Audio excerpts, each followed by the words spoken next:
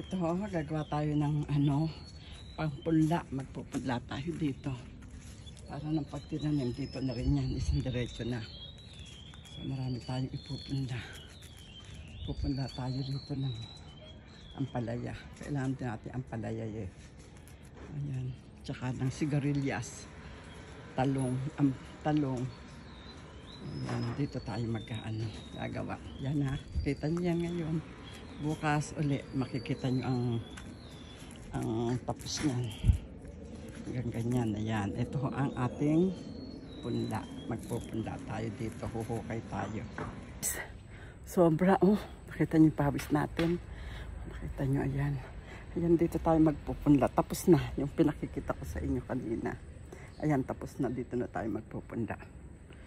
So ayan. Pupunla natin dito yung mga sigarilyas, sigarilyas, ano ko ba kung ano pa iba. Okay.